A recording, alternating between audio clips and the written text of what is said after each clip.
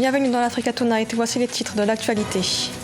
Les 3 jours de funérailles d'Étienne Tshisekedi se sont achevés ce 1er juin en République démocratique du Congo. Des milliers de Congolais ont rendu un dernier hommage à l'opposant historique décédé en février 2017.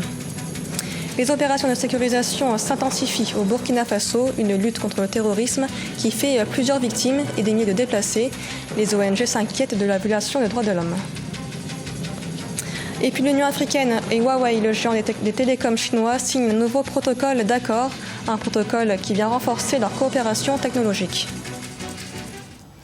En République démocratique du Congo, un dernier hommage a été rendu à l'opposant historique Étienne Tshisekedi ce samedi 1er juin. Les funérailles nationales ont rassemblé plusieurs chefs d'État africains. Décédé il y a 2 ans, Étienne Tshisekedi a été fait grand cordon de l'ordre national. Reportage de notre correspondant Jacques Amboka. En République démocratique du Congo, des milliers de Congolais et plusieurs personnalités étrangères ont rendu ce samedi 1er juin un dernier hommage à Étienne Tshisekedi, ce grand combattant pour un État de droit et père de Félix Tshisekedi, chef de l'État. Parmi les personnalités présentes, le président Denis Sassou Nguesso du Congo-Brazzaville, Faustin Archange Touadéré de la République centrafricaine et Edgar Lungu de la Zambie. Des obsèques qui auront attendu plus de 2 ans. Chez les Bankoulou, chez les sorciers, chaque chose a son temps. Konsokima, Itangwali. Maintenant que M. Kabila a été déguerpi et que c'est Félix Tshisekedi qui est là, les hommages sont là. Le cofondateur et président de l'Union pour la démocratie et le progrès social, un parti dont l'initiative est partie du constat de la mégestion du régime Mobutu avec la fameuse lettre ouverte de 13 parlementaires adressée au maréchal, Étienne Tshisekedi a mené avec une singulière constance son combat.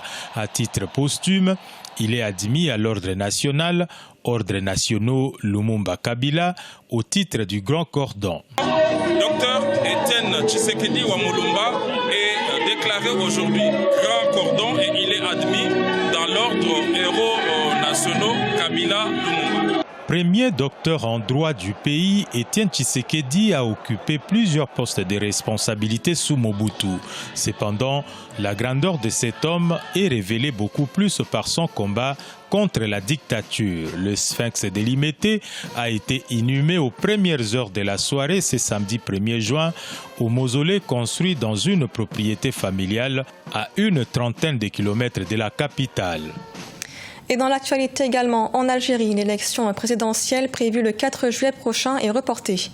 La Cour constitutionnelle a annoncé l'impossibilité de tenir l'élection à cette date, après avoir rejeté les 2 dossiers de candidature. Aucune nouvelle date pour la tenue du scrutin n'a pour l'heure été fixée. Ce report intervient alors que les manifestants s'opposent à l'organisation d'élections avec le régime au pouvoir. Ils ont également rejeté le dialogue proposé par le chef d'état-major de l'armée, le général Ahmed Gaïd Salah. Au Burkina Faso, le renforcement des opérations de sécurisation a permis de neutraliser de nombreux groupes terroristes. Toutefois, la lutte contre le terrorisme a fait plusieurs victimes et des milliers de déplacés. Une situation qui préoccupe des ONG qui s'inquiètent de violations des droits humains. Reportage de notre correspondant Jean-Paul Ouedraogo. Face au difficile combat contre le terrorisme, le gouvernement burkinabé, il y a quelques semaines, a été pris à partie par des organisations de défense des droits humains.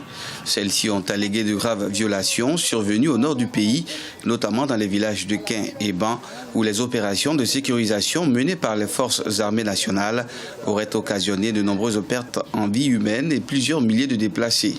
Des allégations que réfute le gouvernement, même s'il reconnaît cependant l'intensification effective des opérations dans les zones dites criminogènes. Je voudrais rappeler que nos forces armées nationales et nos forces de sécurité intérieure interviennent dans le cadre de la loi.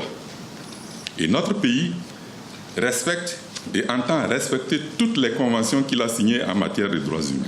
Depuis l'éclatement du phénomène de l'extrémisme violent dans la partie ouest du continent, le pays, de l'avis des autorités, a toujours su prouver son hospitalité légendaire. De sources officielles, il accueille à ce jour 25 000 réfugiés, parmi lesquels 5 000 demandeurs d'emploi. Il est également à noter environ 150 000 déplacés internes dus à l'insécurité et aux conflits communautaires. Ils sont accueillis et protégés dans les sites d'accueil du Sahel, du centre-nord, du nord, de l'Est et du centre, conformément aux conventions internationales relatives à la protection et à l'assistance aux personnes déplacées internes. Le pays entend poursuivre ses efforts pour un plus grand rayonnement sur la scène internationale. C'est pourquoi il entend prendre une part active au processus d'intégration régionale et sous-régionale par le déploiement d'initiatives au profit de son économie et de son peuple. L'Union africaine et le géant des télécoms Huawei renforcent leur coopération technologique. Les deux parties ont signé un nouveau protocole d'accord visant à développer leur partenariat dans les domaines d'éthique, technologie de l'information et de la communication. Un protocole d'accord qui intervient après celui signé en février 2015. Corinne Kamsefem.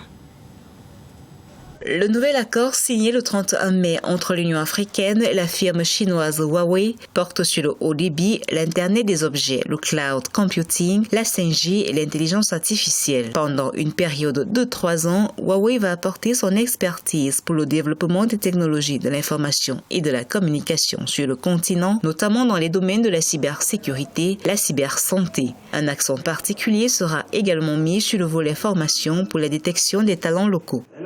Il serait souhaitable dans cet accord que l'Union africaine négocie véritablement un véritable transfert de technologie. Il faut permettre à Huawei d'être présent en termes de renforcement du capital humain, en travaillant sur les indicateurs stratégiques, en termes de formation des jeunes africains qui sont dans le domaine numérique, pour que d'ici l'horizon 2063, l'Afrique puisse être autonome au plan numérique. De part et d'autre, ce nouvel accord garantit des retombées socio-économiques importantes. Huawei doit en effet s'assurer un positionnement stratégique dans le deuxième plus grand marché mobile du monde. De son côté, l'Afrique doit relever le défi d'une meilleure connectivité à Internet pour une inclusion totale dans l'écosystème numérique mondial. Pour voir l'agenda 2063, qui fait l'accès aux nouvelles technologies comme étant l'un des axes principaux, notamment de la transition économique et structurelle de l'Afrique pour permettre à l'Afrique d'être un continent émergent. Donc, à signer un tel partenariat à Huawei, cela permet de renforcer les capacités techniques, notamment des États et des structures en Afrique intégrant la gouvernance numérique. Pour la firme chinoise Huawei, ce nouvel accord symbolise aussi la confiance renouvelée entre deux partenaires. Huawei a souvent été accusé par certains observateurs d'espionnage à partir de ses installations au siège de l'organisation panafricaine à Addis Abeba. Au Rwanda, malgré les efforts déployés dans la lutte contre la cybercriminalité, l'économie du pays continue de subir des pertes. En 2018, les cas de fraude électronique et de tromperie en ligne ont coûté à l'État près de 6 milliards de francs rwandais. Naïla Claude-Bessa.